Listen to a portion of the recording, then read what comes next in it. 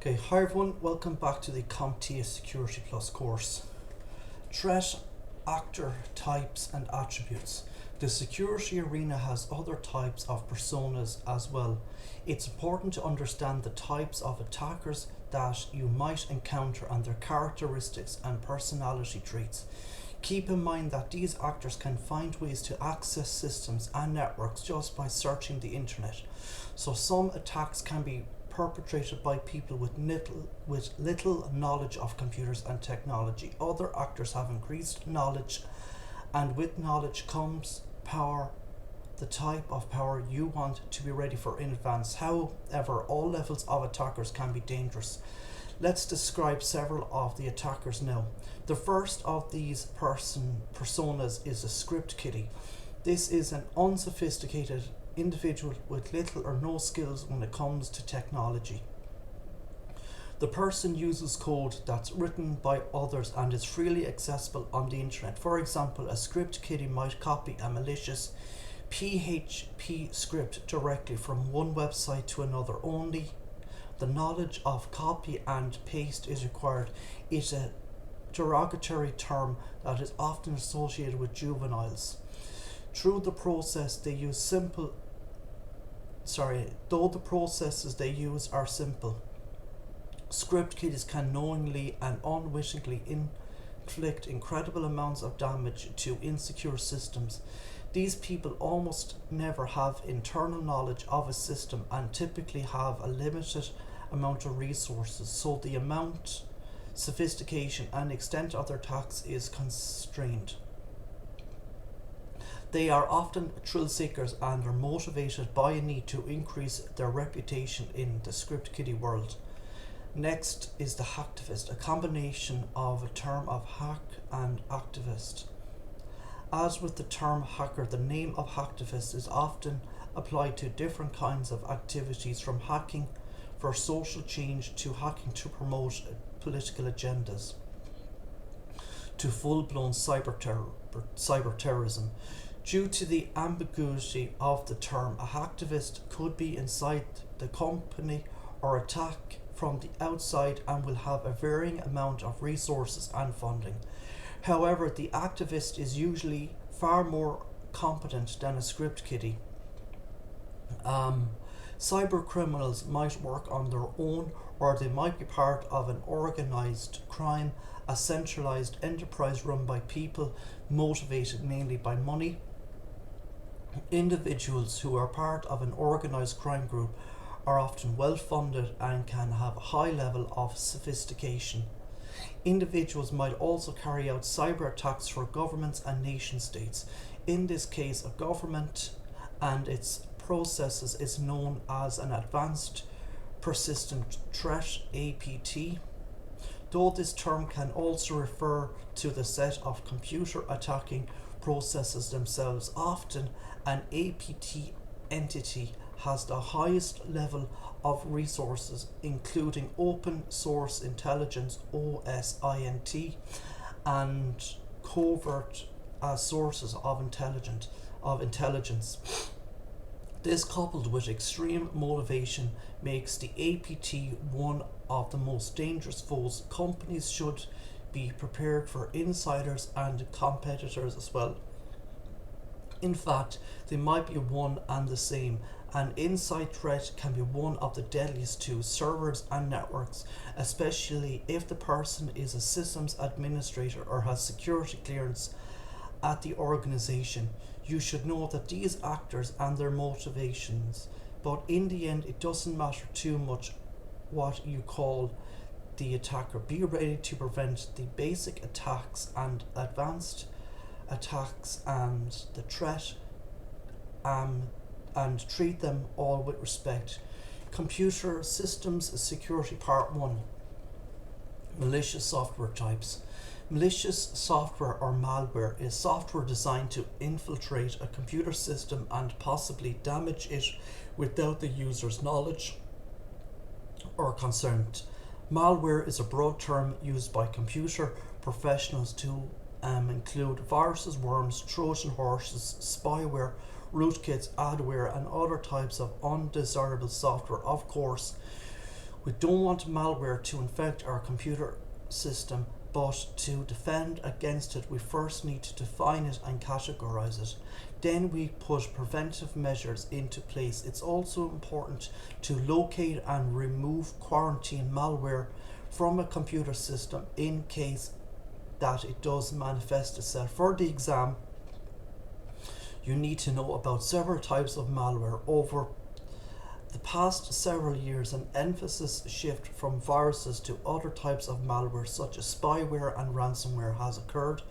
Most people know about viruses and have some kind of antivirus software running. However, many people are still confused about the various types of malware, how they occur, and how to protect against them. Because of this, computer professionals spend a lot of time fixing malware issues that are not virus related and training users how to protect against them in the future. However, all viruses are still a valid foe. Let's start by discussing them. Viruses.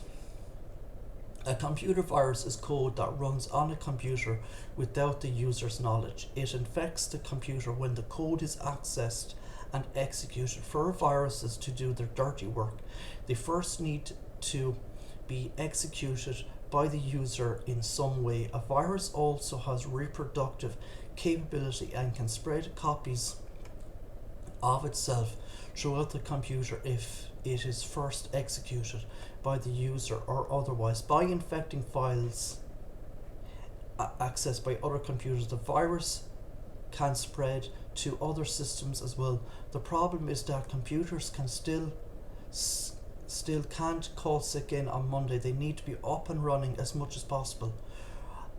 More than your average human. One well-known example of a computer is the love bug, originating in 2000. The virus would arrive by email titled "I love you" with an attachment named "love letter for you.txt.vbs" or one of several other permutations of the fictitious love. Some users would be tricked into thinking this was a text file, but the extension was actually VBS, short for Visual Basic Script.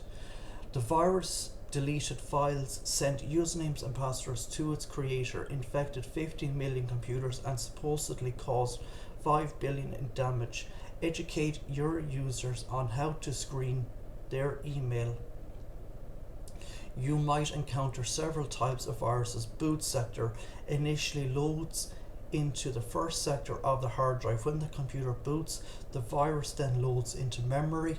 Macro, usually placed in documents and emailed to users in the hopes that the user will open the document, thus executing the virus. Programs, infects executable files, encrypted, uses a simple cipher to encrypt itself.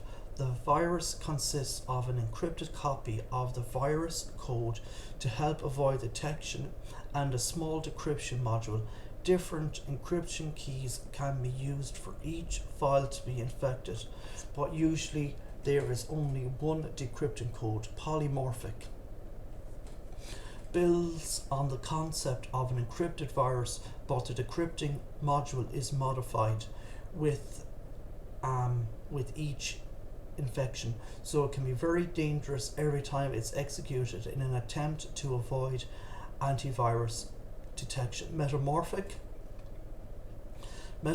similar to polymorphic, but rewrites itself completely each time it is going to infect a new file in a further attempt to avoid detection. Stealth uses various techniques to go unnoticed by antivirus programs. Armored protects itself from antivirus programs by tricking the program into thinking that it is located in a different place from where it actually resides. Essentially, it has a layer of protection that it can use against the person who tries to analyze it. It will thwart attempts by analysts to examine its code. Multi-party, a hybrid of boot and program viruses that attacks the boot sector or system files first, and then attacks the other files on the system. Worms. A worm might include A worm is much like a virus, except that it self-replicates where a virus does not. It does this in an attempt to spread to other computers. Worms take advantage of security holes in operating systems and applications, including backdoors, which we discuss later.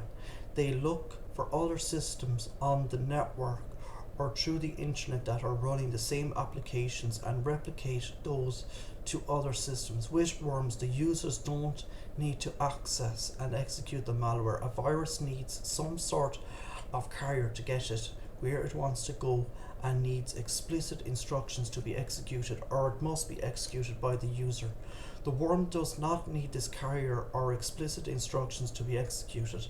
A well-known example of a worm is NIMDA, admin backward, which propagated automatically through the internet in 22 minutes in 2001, causing widespread damage. It spread through network shares, mass emailing, and operating system vulnerabilities.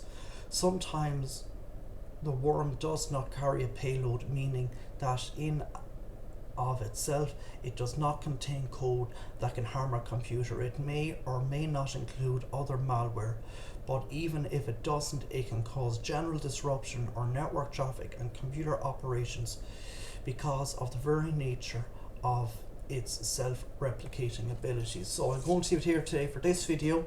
If you like listening, please consider like, sharing and subscribing. Thank you.